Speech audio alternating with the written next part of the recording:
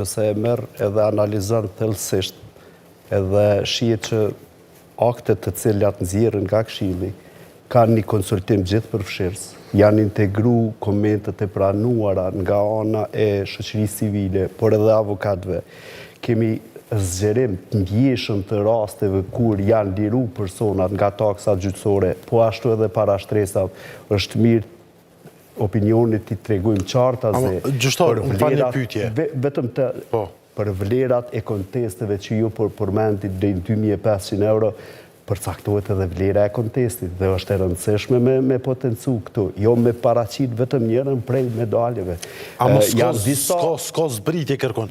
Po më intereson një pyetje. Po më intereson një pyetje, cila ka qenë e vërtet, do thotë janë mojt grupe punuese, kemi dërguar si këtë dokumente me shkrim, përkitazi me këtë çështje, i vlerësojnë disa aspekte pozitive, veçanërisht për shembull ndërlidhjen e udhëzimit administrativ me ligjin për ndihmë juridike falas që ashtu si kategori e veçantë për me shmong duplifikimin e vlerësimit e tjerë. Po cila ka qenë ajo analiza financiare, për shembull nëse themi ta zom një tokë gjyqësore nga 20 euro është bë 60 euro. Pse është bë 60 euro? Sepse ne si publik nuk kemi pa një analizë financiare të publikume që thot kjo ka qenë arsyeja, kjo ka qenë kosto, kjo është qëllimi, sepse, më falë që bezgjoti, ylli për përmend se qëllim është ulja e numrit të rasteve. Nëse nuk është kjo qëllimi, atëherë është qëllim fiskal, që thjesht Këshilli gjyqësor t'i rrit hyrat e veta. Ka këtë Definitivisht se jo, se nuk duhet. Para gëzim, është e rëndësishme ta informojmë opinionin se këtu mjetet të kostuara, respektivisht këtu taksa, derdhe në buxhetin e Republikës të Kosovës, dhe asesi nuk ka qenë qëllimi i Këshillit me i rrit këtu taksa në këtë kuptim. Po pse ka rrit? Cili ka qenë qëllimi?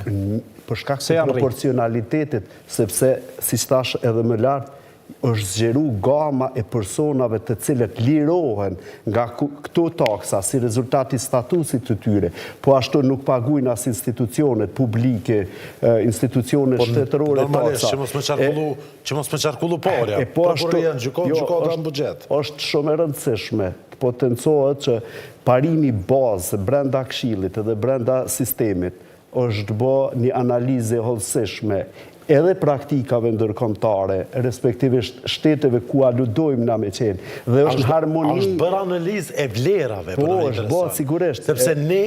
Qysh ka dalë, qysh jenë vendet e rajonit? Ne tash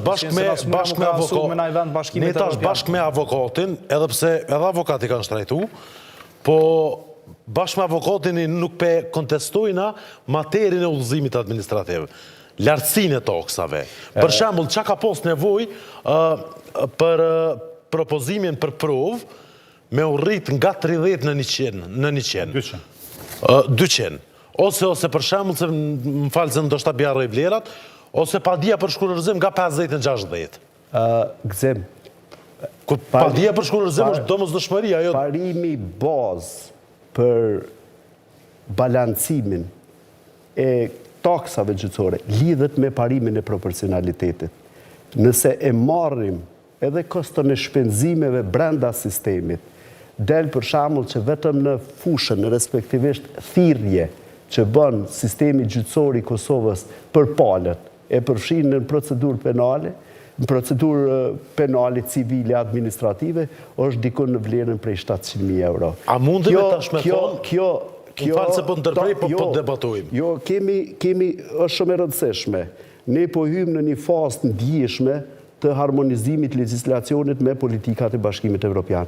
Ne kur të nxjerrim një rregullore, edhe një udhëzim, brenda Këshillit e shohim edhe kriteret që kërkohen, respektivisht standardet që kërkohen nga ana e shteteve të cilat Bashkimit Evropian që e monitoron një farë forme Këshilli gjyqësor mbi bazën e raporteve vjetore. Çka kena harmonizuar me Bashkimin Evropian ne? Për flasim për lartësi, nuk po flasim për materie. Për shembull, nëse e marrim, Kosova ka një sistem të përafërt me Sloveninë, në kuptimin e organizimit edhe sistemit. Slovenia dikon në disa prej fushave ka vlerën e shpenzimeve deri në 3 fish ma shumë se ne që i kemi aktualisht. Do me thonë, nëse ju e merë një akt gjykim të Slovenisë, edhe në fushën civile, edhe në penale, kur vje kostoja e shpenzimeve, asë një nuk është nërë 1.000 euro. Dhe kjo lidhet me aspektin proporcional të shpenzimeve. Më falë që për ndërprej. Nuk është qëllimi, asësi ka pas qëllim me ngrit taksat. Unë e pesho si një farë vlerësimi, paushal. Për shembull, rritja çmimeve në treg ka një farë rrjedhje dvet ekonomike. I rritet kosto biznesit, i rritet produkti, i rritet punëtori, rritet produkti dhe rritet çmimi i produktit dhe shtrejtohet produkti. Por tash në rastin konkret me thonë që Slovenia e ka, e na po e bujna që shto thjesht nuk është ky harmonizim. Jo, në veç e mora si shembull se ke shtetet e rajonit. Shkojmë të Shqipëria, shkojmë edhe të Macedonia, shkojmë edhe të Serbia, shkojmë edhe të kanë përafërsisht, bile në vlera në landët komerciale dikun kanë edhe çmime më të larta. Te ne për shembull kriteret për përcaktimin e taksave gjyqësore janë të harmonizune, jo shuma, po kriteret. Dhe ne kemi për qëllim me i standardizu kriteret. S'po kontestohet për mbajtja, materia. Janë kriteret, nëse kthejna në gjuhë të tregut, për shembull, mundime me thonë kështu. Kriteret janë që qumshti është kualitet cilin do të qumshtet e blenë. Amo se cili qumsht është i shtrejt. Unë po ju them edhe njëherë. Nëse marrim aspektin financiar ose ndikimin që ka ngritja e taksave, është aty. Pse në raport me kategorinë e personave të cilët janë të liruar nga taksat. Nuk po flasim për ata. Jo, ka shumë rëndësi. Jo, mirë është që janë liruar ata. Edhe taksat, edhe parashtresat. Për shembull, që një vlerësim pozitiv. Një vlerësim pozitiv. Çështjet nga marrëdhënia e punës janë liru krejt. Që është aspekt shumë afirmativ në raport me punëtorin. Që kjo udhëzim administrativ e mbron punëtorin.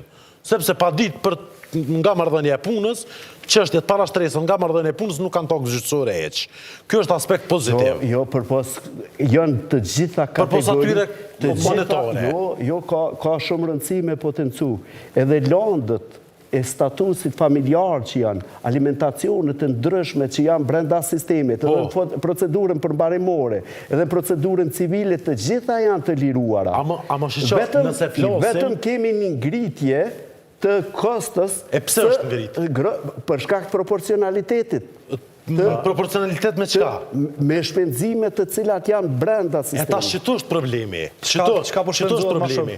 Sepse gjyqësori e para është shumë normale me pos toks gjyqësore.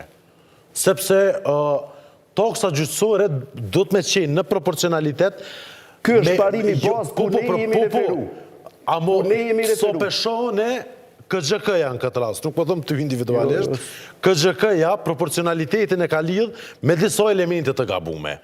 Proporcionaliteti... Mendimi yti, po unë mendoj që ka pas një analizë më të thellë. Po, sepse proporcionaliteti do të me ndërlidh me atë që polt me vlerësu pak ma seriozisht gjasat reale për me u fitu një land. A bën më ta bo vetëm një krahasim. Kemi pas raste, pa dasht me hy, kemi pas raste, kur brenda sistemit, për të njëjtën çështje, në fushën civile, tu kanë parashtru 5 padi. Për tjetë? Në disa gjykata. Në civile? Po veç në civile është atje një njën tjetër që fletë për keqpërdorimin e së drejtës.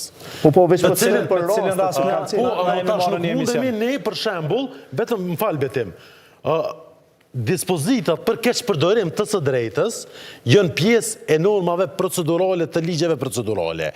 Nëse nuk e zbaton gjyqtari dispozitat për keqpërdorim të së drejtës. Nuk merren mosa. Ne kemi pas për shembull emision që parashtroheshin disa padi për çështjen e njëjtë. Për padia e njëjtë. Padia e njëjtë deponoi disa herë. Dhe kuptohet që aty paguhet taksa. Po në rastin konkret do të me vlej dispozitat që kanë të bëjnë me keqpërdorimin e së drejtës. Dhe jo që është me urrit dispozitat që afekton edhe jo keqpërdoruesit e së drejtës.